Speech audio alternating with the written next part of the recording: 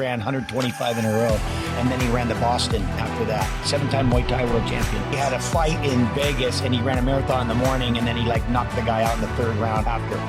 Holy shit. All right, everybody, welcome back. We have a very special guest with us today, Miss Renee Choi. Renee, thanks so much for joining us.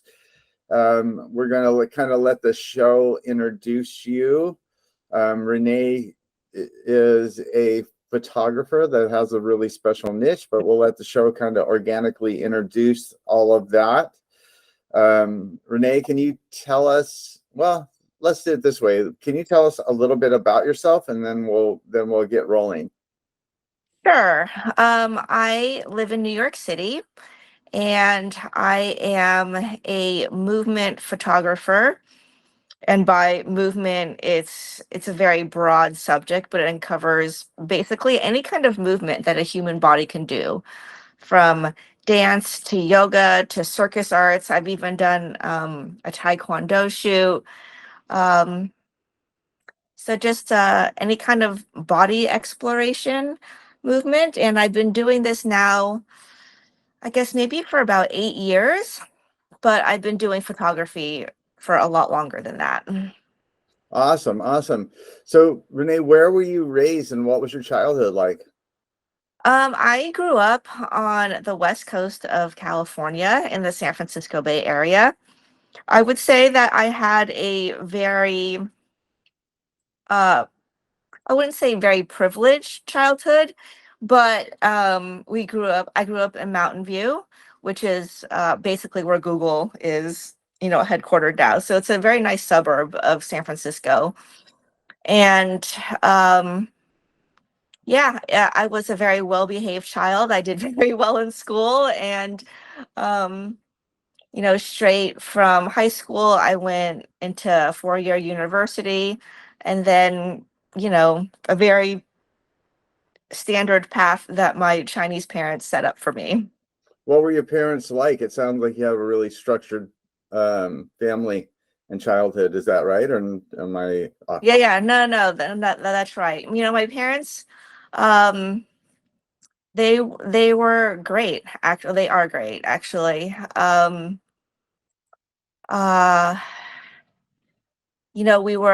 my sister and I were expected to do well in school, which we did. The whole, like, me and my sister are first generation Chinese, and there's cultural, I guess, the essence of Chinese culture, which is brought over from my parents from China, just in terms of doing well in school, doing well in your 4-year university, getting a job out of college, working hard and doing well for yourself.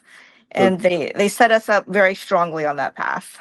So they were raised in China when China was China. Like it was very, where were they located and how did they get out of China? Well, both of my parents they met here in the States. Okay. And they had already each had siblings that were over here. So they just came over and stayed with their siblings. And then they just happened to meet here in California, or there in California. Okay, so what? They got a visa to come over and they just didn't come back? Yeah. Yes. Okay. Yeah. A lot of people that are listening to this and Americans don't know how that works. It's not like China's at that point. I don't believe China was like, oh yeah, go ahead and have a nice day. People just got visas and to come over and visit or tourists or whatever, and they just didn't go back. Yeah. It's not like they stayed here illegally. I'm not really sure about like what the system was like back then, but my mom had older siblings here, and my dad did as well. But my dad came here for college as well, for education. Okay. So maybe he came over on an educational visa, but like I'm not really sure about the specifics of that. Okay, great. And so then what college did you go to? I went to University of California at Davis. Okay, so you went to UC Davis. Okay. Mhm. I'm actually from California, so I totally know where Mountain View is, Okay. familiar with UC Davis, all that. Uh-huh. A lot of our listeners might not be, but that's actually a pretty prestigious school. And so that was a 4-year university, correct? Yeah, it was for your university, and that's actually where I discovered my love of photography. I took a photography class, and then my teacher at the time said that I was a very good photographer, or at least I had like a knack for it, right? Like I had an eye for it, and I put together a small portfolio, and then I applied to work for the university newspaper. We were doing Oh, film at that point, and then I got hired. okay. So what were you originally majoring in college? What subject did you go to college for? I was actually an English major. There is no way my parents would have let me go to any kind of college for a creative Interesting. activity like photography. Like there's no way. So your compass was pointed at what, being an English teacher? I actually had no goals for an English major. I knew that I liked to read and that I liked to write. And I knew that I did not like science or math. And so this is kind of where it was a vague enough um subject that I figured that I could kind of just go anywhere with it. And in hindsight, I am fortunate that I did do well with that degree, only simply just for like even the ability to write well and So to write you clearly. so then you graduated with a degree in English then. Yeah. Hmm. Okay. So but at that point in your life, your compass was still spinning around. You didn't really have a true north to have it pointed at. Is that Yeah. right? Yeah. Okay. I had this degree once I finished college. I had kind of no idea even what I wanted to do or where I wanted to work. Um, I feel like, now it's very different where you're kind of more aware of like what the possibilities are out there, right? In terms of what your career is. But back then I had literally like no idea what I wanted to do. I see. So, but you had a blip in photography, and you were like, I did you. I mean, obviously, you were in touch that you were with the fact that you were a very creative person, and not so much a techie, so to speak. Hmm. Um, and so then did you go to work in your field? And then how did photography become your North Star, the way that your life was pointed? So you got It, out of college and you yeah, went to work? it kind of like photography actually kind of fell by the wayside for a long time when I was trying to figure out like what my career was going to be. Um, I at I moved to San Francisco. I just figured that it was like the nearest, like I loved San Francisco. I've always been drawn to big cities. And so I had friends that lived there. So I moved to San Francisco and I just started like looking into like how I could possibly like what I could actually do with like the very limited skill set that I had. And I just started temping just because it seemed like a good thing to do at the time to figure out, because I could type, I could write, I could, you know, definitely do, administrative skills. Um, and then from there, it just kind of it led into project management, basically. Okay. Um, and so I worked in project management for a while, and project management is and that's and the English major definitely came in handy with that, right? Like a project manager is you need to build the right well, you have to be organized. You're just like kind of like the linchpin in terms of all these other moving parts. And project management is also it's broad enough so you could actually bring it to different industries, right? And so I worked in project management for a while, and then I wound up moving to New York.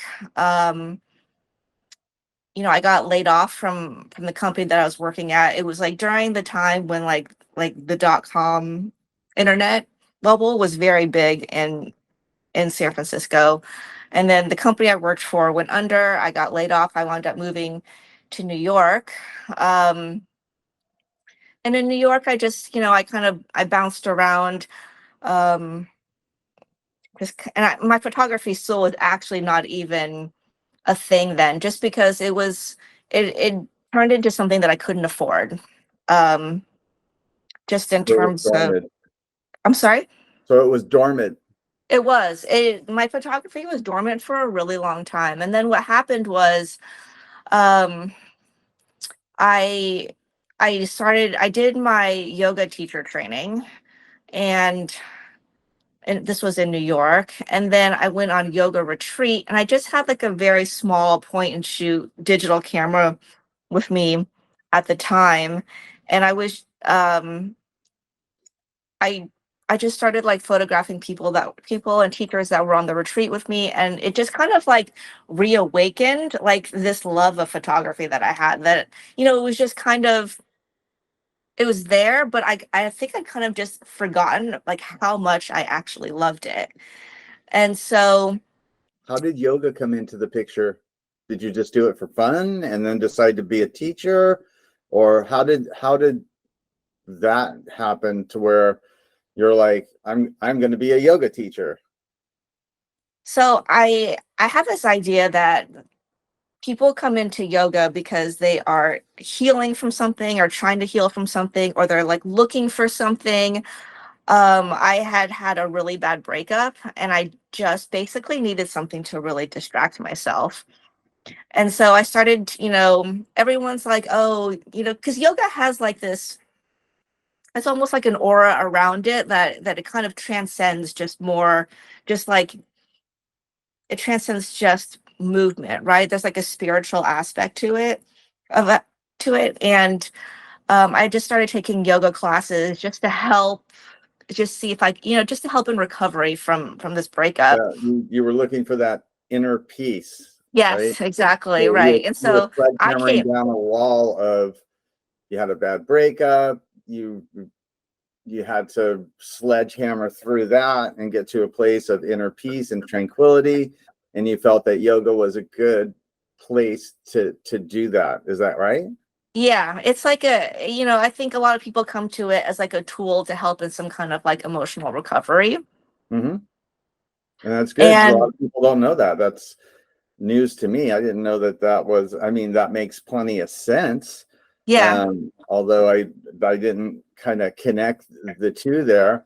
And then, so did you then just get more and more into it? And then did you go to a retreat and then decide you were going to be a teacher, or? no, what happened was like my teacher mentioned to me that I should look into teacher training, and I had no desire to become a yoga teacher. I still don't. But she told me that the majority of people who do teacher training actually don't wind up teaching.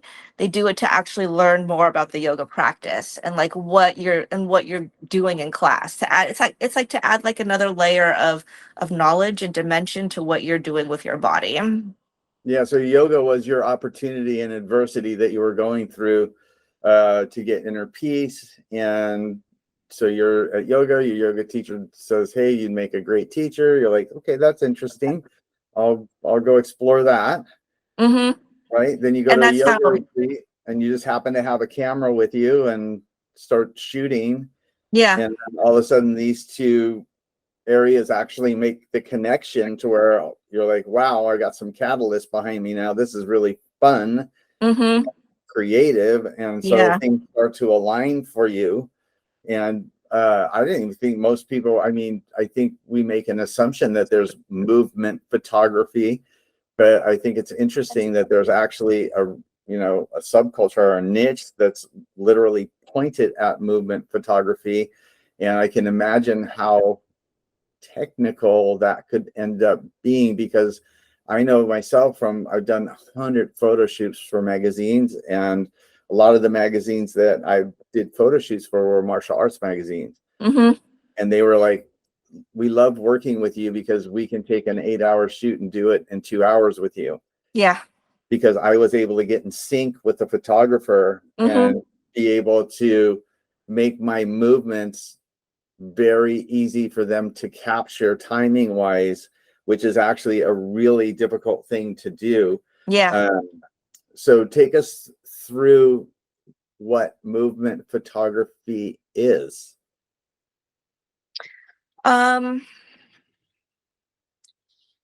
In my definition, it's capturing like a fraction, it's like freezing a fraction of a second in time where the person is doing something that represents the beauty in their artistic expression of movement. Right? So for a dancer, it could be the second where they jump and they're like actually like in the peak of their jump, right? For like a yoga teacher, it could be the moment of alignment where their limbs are stacked in a way which is not only aesthetically pleasing, but in a way that they can present themselves to the world as this is something that I can do. This is my alignment. This is how it looks. It's literally just like a fraction of a second of beauty, really. A beauty and that represents the person that you're capturing. Yeah, what is that? One picture's worth 1,000 words, right? Yeah, yeah. Yeah. Ideally, yeah, that would, yeah, exactly. So I know because I live in Huntington Beach, California. I live a mile away from the beach. I'm an avid surfer, and there's a lot of surf photographers, and a lot of times they're either, too early or too late, but when they're right on time, it's magic. Yeah. Yeah, So it's like there's like a to me there's like a definite magic because as a photographer, you know when you capture that moment or if you've missed it. does it take a lot of time so I'm imagining that the apprenticeship phase of actually becoming a master at this would be, it's supposedly 10,000 hours to, become a master at something. What was your learning curve like? Um, I am fortunate enough to live in New York City where there are a lot of yoga teachers. And so in the beginning, I did a lot of work for free, basically in exchange for learning how to capture bodies and movement. And so I would say to get to the level where I'm at now, you have to work with a lot of different body types and capabilities within movement and almost have to learn to speak different languages because each type of movement also has its own language as well. Because yoga has a lot of different subsections, right? Like there's, what is it, vinyasa yoga? I'm gonna stumble here, but there's a lot of different types of yoga, correct? And can you kind of, and did you have to become familiar? I mean, as a yoga teacher, are you familiar with like, because there's a lot of little subsections of yoga, because I know my wife does it and she goes to these hot yoga classes that are like this way and these other yoga classes that are that way. It's like martial arts, right? Yeah. There's Taekwondo, there's Tang Soo Do, there's Kung Fu, there's Muay Thai. Yeah. I mean, within yoga, I think uh there's different names for different poses, but other than that, it's kind of similar in terms of just movements, just Okay. used in different ways in different genres of yoga.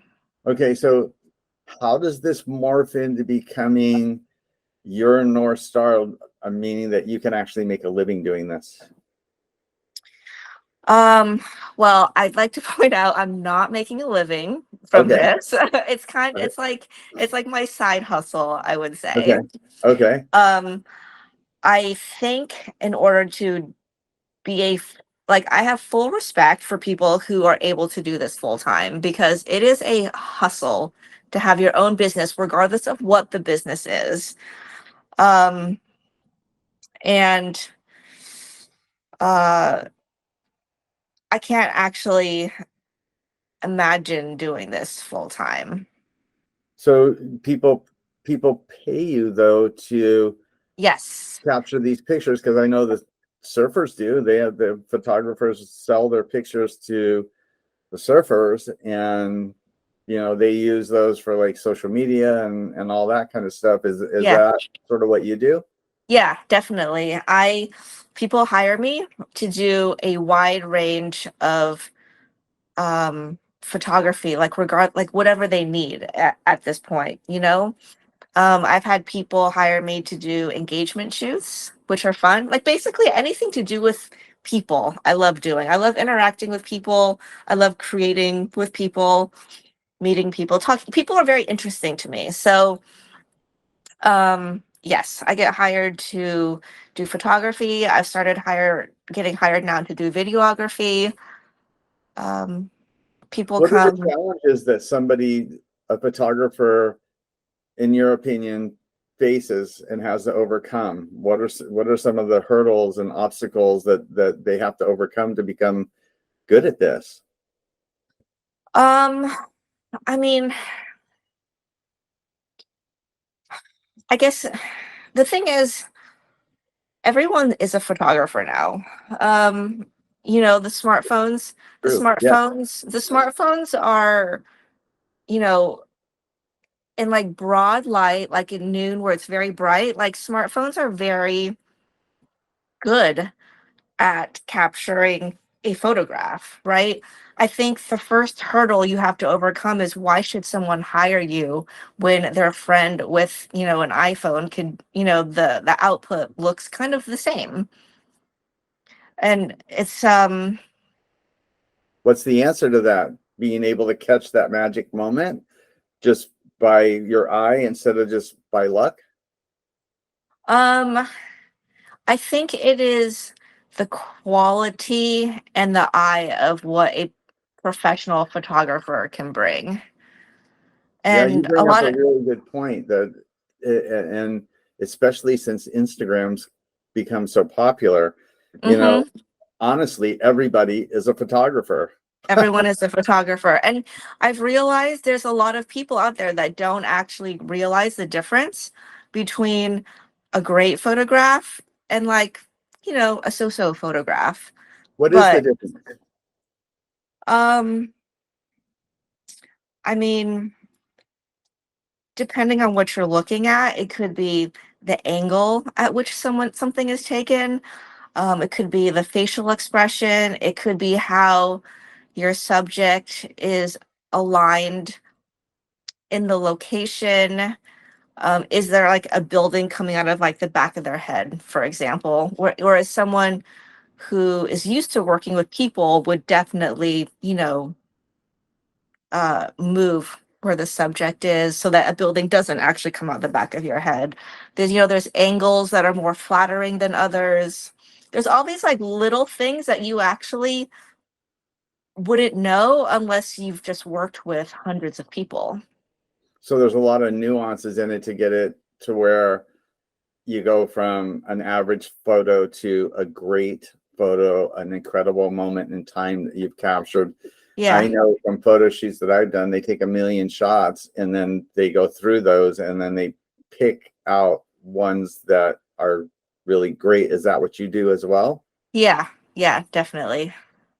So does somebody take us through a photo shoot with a yoga person? Are they just going through these different poses and you are just capturing everything and then you start plucking things out, or what's the process like? Take us through that.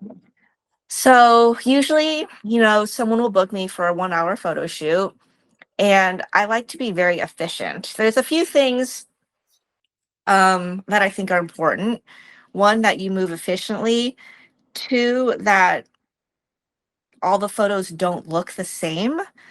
And this is just, for these 1 hour shoots where someone needs content for social media, right? So it's like efficiency, not having everything look the same, because if you're paying for a photo shoot, you don't want everything to look the same. Like it kind of ties into like how social media works, right? And then like what can and then I have them also prepare ahead of time. So um it's just knowing, it's understanding like what you're shooting, where you're shooting, and then how quickly you can move with someone. How important is lighting? Do you bring your own lights? Because I know that a lot of photo shoots I've done that they're very particular about the lighting. Yeah, no, I mean I bring a small flash with me if I need it, but given the fact that it's just me, I don't bring lights unless I'm shooting only in one location and I'm not moving from there. I see. And usually when people come to New York and to shoot in New York, they want all these different locations. And so, Okay. in order to like move quickly, I keep my gear very light. Oh, that's interesting. Okay, I mean that's interesting. They want different locations. Uh-huh. It's in you. So do you feel that what you do is you're shooting primarily, from what I'm understanding, for people to use these photos for their social media content? Did you have to become really familiar with social media to be able to marry these two together? Yeah, you also have to understand how social media works, I think. Um, and Social media work in relation to photography. Now I'm like ultra interested. Like, okay, how do those two marry together? because it's like people, so there's okay, like if we're just I'm just going to talk about Instagram photography for a Yeah, second right because now, right? So I it's think like, most people like, I'm super interested because I part of my a big part of my business is social media, and I think a lot of people's big part of their business is social media, and I think a lot of people are obviously completely involved in social media. So you've got a great audience here. How the heck does okay. it work? Okay, so it's like you have your social media page, right? And when people look at it, just, they go to your profile, you want your page to look nice, right? And so you want the grid, like the grid of your page, like whatever, like the first 9 images, just to not be cluttered. Um, and just to represent who you are. And so when I shoot, it's like I shoot with enough space around the subject so that when you are looking at the photo and on the grid, you can see what the person's doing without having it be like too large for Instagram. Like I had to learn to shoot like this because, coming from a background of photography, I would shoot for print. So I would fill the frame. I would use like the frame as a whole. And Like when a I start, canvas for a painting, right? yeah, exactly, just for like a print, right? Mhm. Yeah. And people, my first, models that I had were like, why are you shooting me so close? Because I would like, I would fill the frame and it's like, they'd be like, it doesn't look good on the grid. I can't fit it in my Instagram. It doesn't fit. It's too big.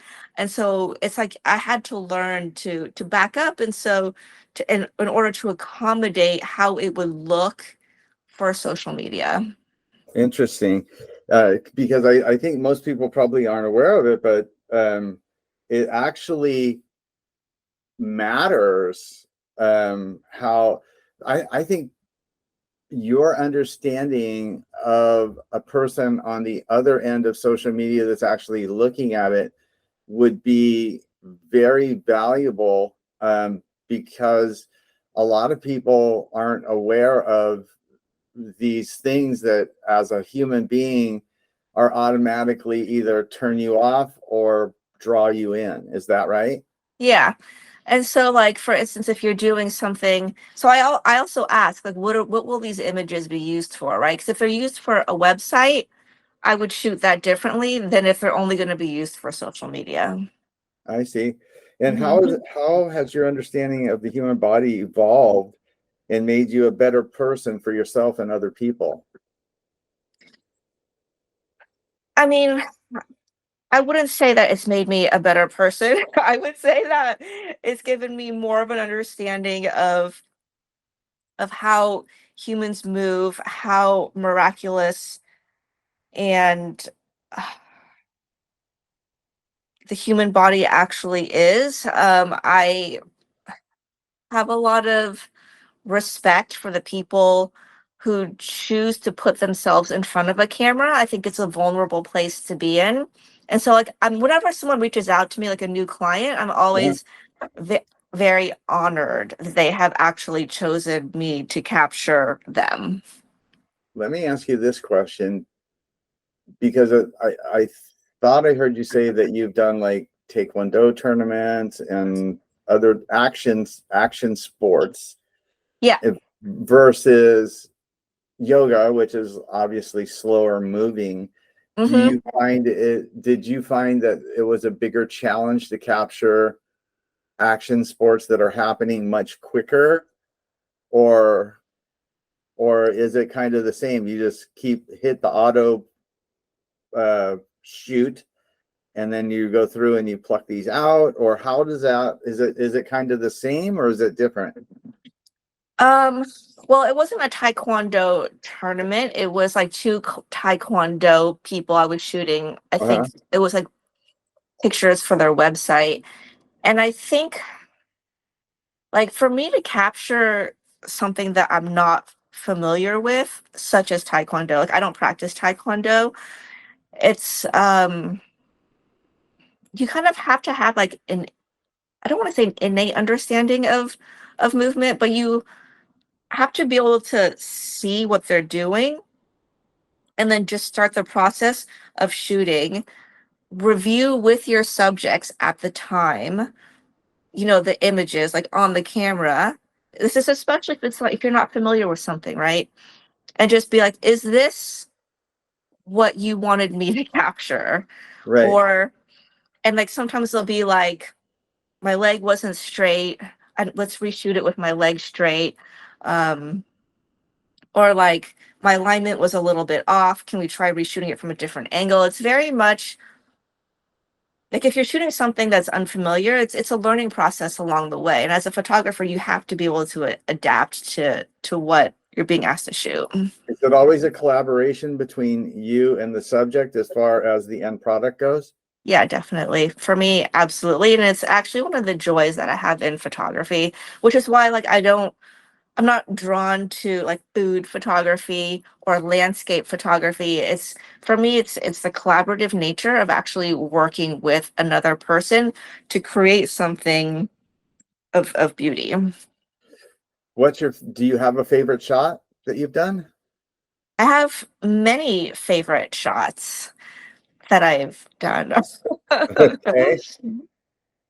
Okay, that's good. And how is photography, you know, how does that translate over to enhancing Renee as a person, right? Have you grown as a person through photography? Yeah. Okay. So I said earlier that I didn't think it made me a better person. It has in many aspects, just in terms of meeting people, seeing how different people are, um, learning how to communicate with people, um, making people feel at ease, always doing like my best for them.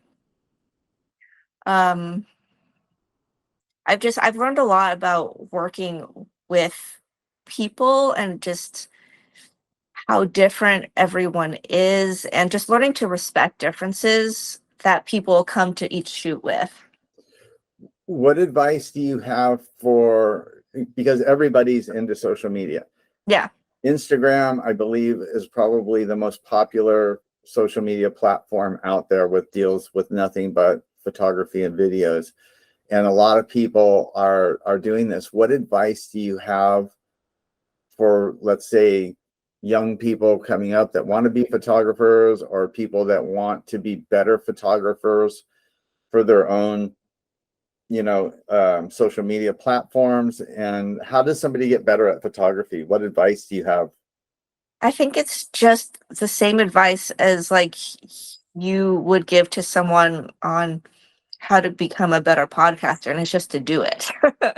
You just have to put in the work, and it's like inevitably you will get better. But I think that you also have to be willing to want to get better. You have to be able to look. For me, it's like there's like so many photographers that I consider better than myself, and for me, it's I'm always questioning, like, what can I do to get better? Like, what is it about this person's work that I respect, that I think that I might not be doing as well, and then how can I improve upon that? Like, there's a very big technical side to photography. Like, I consider shooting the photo half of the work. The other half for me is editing it. So you And have to then be, so then in your opinion, what I'm hearing you saying is that, when I do personal coaching with people, the first question I ask, I say, are you kind of interested in this? Are you committed to it? yeah, Right. yeah. Because, and a lot of times they'll say, that's a very interesting question. Why do you ask that? And I Mm-hmm. say, well, because it's been my experience personally, and then with clients, that if you're interested, you'll find every reason to quit. But if you're committed, you'll stop at nothing to accomplish whatever it is that you're questing for. Yeah. Right. Yeah, So and exactly. And I think the commitment is actually is what just drives you further, and whatever it is you're trying to accomplish. Like, it doesn't even have to be photography, it could be marathon running. Like, don't think I could ever commit enough to being a runner yeah, to try a marathon, right? And so it's just I feel like it goes beyond just interest. It's almost like a soul, like it's captured your soul in some way. yeah, it's almost like, I think one of the interesting things that I'm hearing about photography is that there, I mean, so beauty's in the eye of the beholder, right? And some people like Michelangelo, some people hate Michelangelo, right? And some Hmm. people like this artist and they don't like that artist. So what I'm trying to get at here is, it doesn't look like there's a ceiling, right? Because it's all subjective. Yeah, I mean, yeah, yes and no, right? Because it's like the I wouldn't even yes, but there's definitely people that are better than others. I would have to say, Okay, so yeah. let's Yeah. let's dive into that for a second. What is the difference between a good photographer, or like an average photographer, a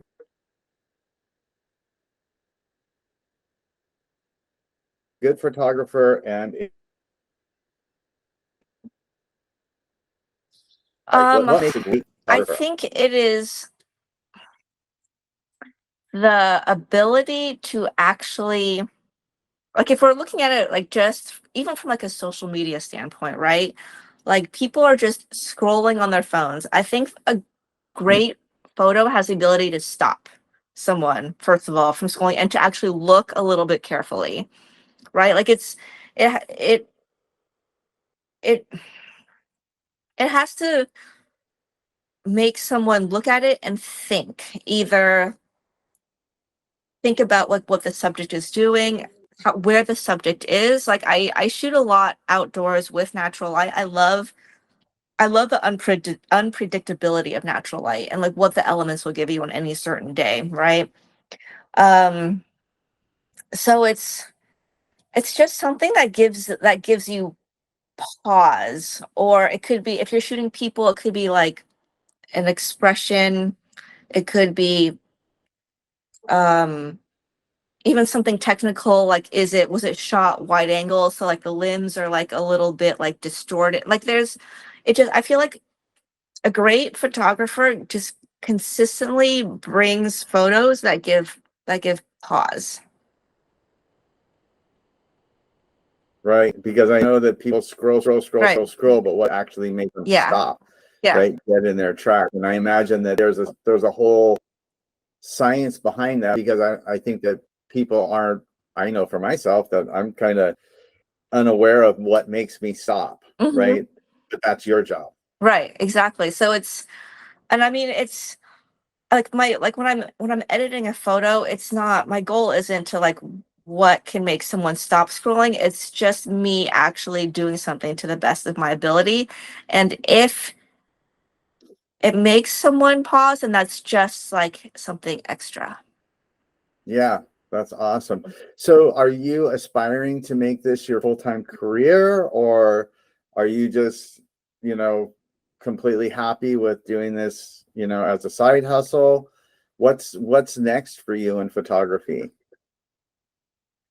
Just from a personal standpoint, I think I'm at like an age where I don't have any interest in taking the risk of being a full-time creative. Um, I think there's just a lot of unpredictability because, like, for instance, when COVID happened, I went from shooting every day to shooting zero. And Yeah.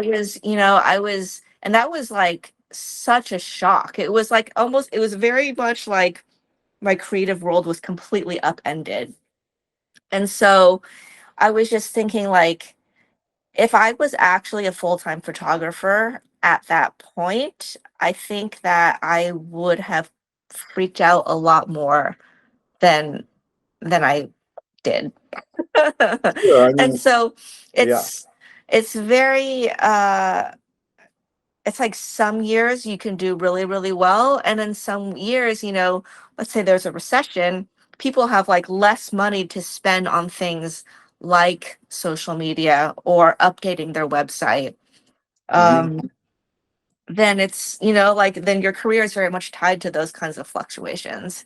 It's Yeah. it's it's stressful. Yeah, I owned a very thriving gym before COVID. Hmm. And you know, it's the difference between if I was just a trainer at a facility, right? And I had a different main income rather than having that my entire main income, because overnight, you know, everything was completely shut down. So, you know, it's a great risk that you take, Yeah.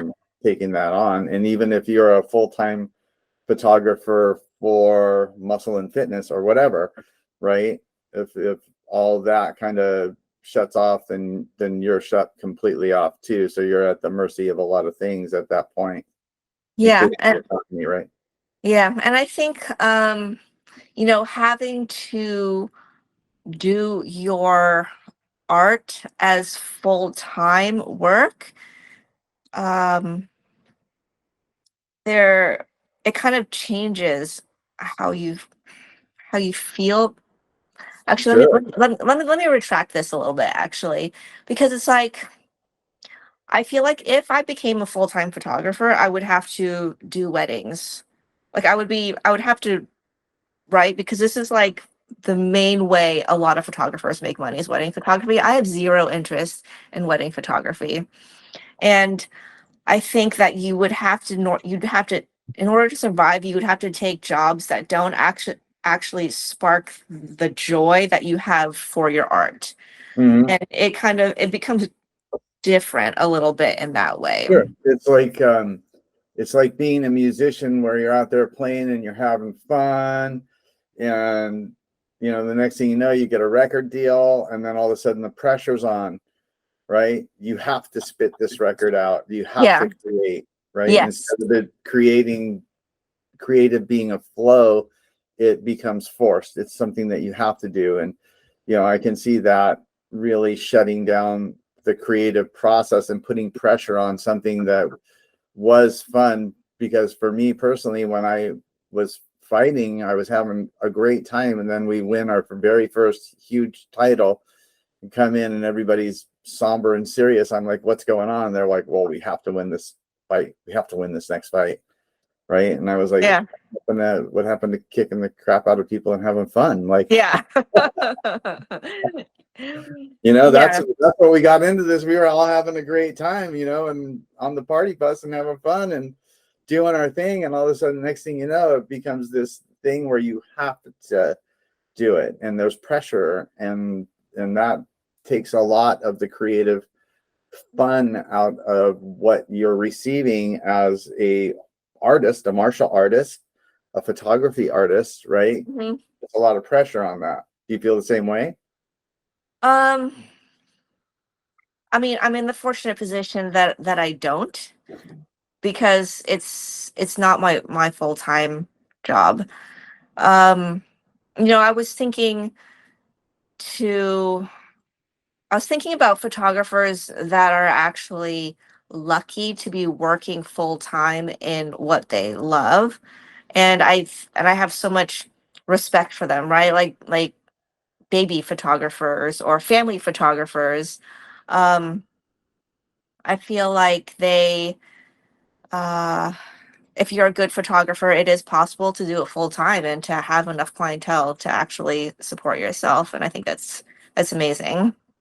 So what's next for you? Just more of the same? I've asked myself this question a lot, and I am not sure. Video is something new for me. I find that it's very different than photography, and it works my brain in a different way that I enjoy. Can So you expand I on might. that for a second? Because that's interesting. I don't think that most people, you know, I'll speak for myself. I was like, you know what? She's right. That's a whole different animal, isn't it? Mm-hmm. It is, and I started off, just with photography, and because of how social media has evolved and what people are asking for, then I started looking into video, um, because it is something extra that you can offer your clients, right? Sure. And it's definitely something that I'm interested in. It's just a whole different animal. And I feel like in terms of like where I am in the process, I'm still like at the bottom of the mountain. Do you feel that your photography experience will benefit you in the video world, or are you not there yet? um, I mean, just in terms of, yeah, definitely, actually, because all videos are just many, many, many, many images, right? It's just many, like tons more, it is just like what you learn just in terms of what is visually interesting can definitely be applied to videography as well. I would think, and of course I'm in the nosebleed seats, right? But I would think it's a lot more challenging to tell a story in one frame than it would be to tell a story in several frames. With photography, it's a two-dimensional image, right? It's like one perspective. Mhm. As soon as you open it up to video, it's like you enter in a world where it's 3D. It's very different animals. So it's like you have someone doing something, right? And in a photograph, you take it from one angle and that's your photo. But as soon as you introduce video and movement around a subject, I almost consider it just very different worlds. Sounds like it. And I can tell you one thing after having this interview with you, photography is a lot more, a lot deeper than just snapping a photo. Oh, yeah, for sure. And the thing is like with the photographers editing and how they use what they capture, Uh-huh. it's like another layer of how you can make the person looking at your photo feel something as well. Yeah, I mean, I'm imagining there's a whole art in editing as much as being able to capture the image. Is that right? Yeah, definitely. When I started videography, it's interesting that you say that you it's like once you learn about something, you start looking at it differently. Like once I started getting more into video, I started just looking at movies differently. Like the cuts that people take, between videos, the angles, the color grading. It's like you start looking at things from like a more technical perspective. Yeah, it's like me watching a UFC fight. Okay. You know Okay. what I mean? Oh, I'm right, I'm right, looking right. at Because you know, Mhm. like all the technicalities behind like what is actually happening. Correct. And that's, I think, what makes you a really great coach too, is Yeah. to be able to know those things, understand it, and then convey it to another person. Because I have a friend of mine that just won an amateur world championship that's looking to turn pro. And he reached out to me and he is asking for my help and coaching him, and it's interesting where he is in the process and what as a great quote unquote photographer that I could bring to his world to expand that and really put him on the fast track to doing that. So Mm-hmm. I totally agree with that. So anyway, well, this has been really great. I think it's been really great for people that are on social media, which is pretty much everybody, Yeah. right? And Yeah.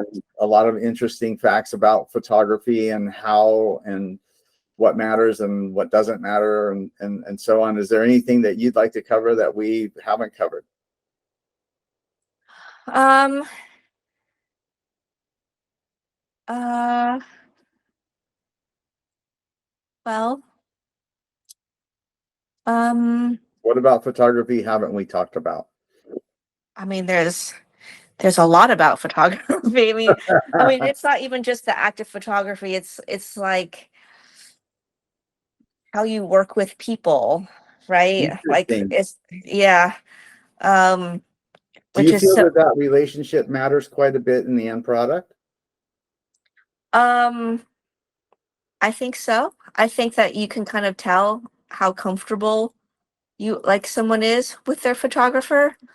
And I think this is true, like what makes someone a good portrait photographer is like their ability to work with people, to make people feel at ease, to kind of draw what they want out of the subject.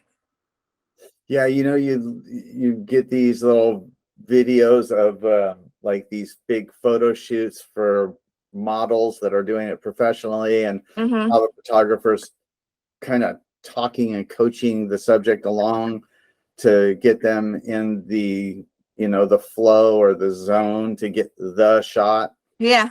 Do you do And a that lot quite a of bit with your subjects? and it's a lot of it is just like building a relationship with your model. And honestly, like social media helps a lot with that. Just in terms of like who you're following, who you're watching. And it's like a lot of like if you talk to a lot of models, I think a lot of them would say their favorite a lot of their favorite photographs are ones that they've had an established relationship with the photographer, right? It's like a level of comfort that you have. So um let's say I hire you to do some photography for me, and mhm, and obviously my photography and my social media drives my income, let's just say, or drives the way I feel about me, whatever. So would you then go and say, okay, and go to my social media page and look through that and try to get a feel for who I am before you do the shoot? absolutely. I think it's part of if you're a photographer shooting for anyone's social media content, it is important that you also do your research. Like you can't just, I mean, obviously you can, but for me, I think it's important to see like because it's like you look at someone's social media page, what they've shown, what they've decided to show is what they're interested in, what they feel like represents them. And so, What a a huge photographer. advantage that would give a photographer now. I mean, this is such a this okay, so here's a little diamond in the interview, right? So what a huge advantage it would give a photographer now having social media and being able to go and get an idea of who this person is Mm-hmm. before they go shoot them, to Yeah. where when I was doing my photos, there was no social media, right? Yeah. Right. You're going in cold, Yeah. right? And you're trying to get to know the photographer in a very Mm-hmm. short amount of time, create a rapport with that photographer, and Yeah. then create magic, right? Yeah. Yeah. Whereas now you can go and do research, figure out kind of who this person is before you go actually meet them physically and Yeah. start trying to capture that magic moment. Is that Yeah. right? Definitely. And for me as a movement photographer, I can go and I can see like and understand how the person moves as well and what they are capable of doing, especially with yoga. You know, there's like different levels of mobility, right? So it helps me understand like how they move and So do you go in and because I'm we're gonna run a little bit over because I find this to be fascinating and really the gold here, or part of the gold here, is do you go into the photo shoot with the subject after doing research with a good idea of what you're wanting to capture? yeah, yeah. That's fascinating. So, and And then how especially do like you? especially in New York as well, I Uh-huh. start then thinking of location, like Okay. where even like how quickly a person moves depends on where we're going to be shooting as well. So, in your opinion, is a lot of the photography like, you know, location, location, location? Yeah, a lot of it like part definitely, which is why you talk to a lot of photographers and it's like you have to scout out locations before you shoot. Like whenever I go to a new city, like when I'm traveling, I've never been there, I do my Instagram research initially, and then once I'm there, I always build in time for location scouting. And because does that marriage between the location and the subject create the magic moment? Yeah, location, light, what the person's doing, they all contribute to capturing like a beautiful image. Yeah, that's a fascinating, you know, and for me, before I started this interview, I was like, okay, photography, like you shoot a picture. No, there's so much more involved in it to make it, great Yeah, instead of, just average, because the difference between being like here and 50 feet over there could make all the difference in the world, or for from sure. this location to that location, because a lot of that, now that I think about it, is it's so true, but you really don't think about that's part of what stops you in your tracks, right? Hmm. Yeah. To take a closer look at what the image is. Hmm. And like what makes you actually take pause and spend a little bit more time with that image. Right. Because I mean, I can think or imagine that the location is the show stopper, right? And then It they can be, but it also go into can you. also not be. Yeah, well, because I've done hundreds of photo shoots, and they're like, well, we have to get the morning light. We Yeah. want to get it Oh, as the sun's setting, yeah. right? Yeah. And all of this other stuff, and I'm just like, yeah, but aren't we just doing a photo? No, no, no, no, no, you don't understand. Yeah, and like light, of course, light is like another element which plays a big part. Yeah, I can imagine that it could, make it or break it, frankly. I mean, Yeah. It it it can definitely elevate an image. Like if yeah, you and have the like a more I think about it, majestic sunrise or a mhm, majestic sunset, like there's nothing like it. it's amazing that you say that, because when I'm interviewed, so I paddleboarded the entire West Coast and the entire East Coast, and they say, what was the difference? What was one of the main differences? And I said, well, on the West Coast, I would cry at the sunsets. They're Uh-huh. so magic and so beautiful. And Right. I can tell you and everybody watching and listening to this podcast that many times when I paddled the East Coast, I would literally fall down on my knees when I'm not the most dramatic guy in the world, but let me just tell you, I would fall down on my knees, I would cry, and I would thank God for this magic moment that I have been gifted. Mm-hmm. The most amazing, beautiful sunrises with the most incredible backdrop of nature and the world that we live in. And I thought to myself, how special is this moment in time? And that's the God's honest truth. So Yeah. bringing that to a photograph would be something incredibly important and special, I would think. It just adds a little bit of more magic to what you're doing. Yeah, yeah, Hmm. yeah. I mean, well, thank you so much for taking us down the rabbit hole of photography, because it's been a really great journey, and we're really grateful for your time and for Yeah, thank your. you for having me. It was nice to meet you.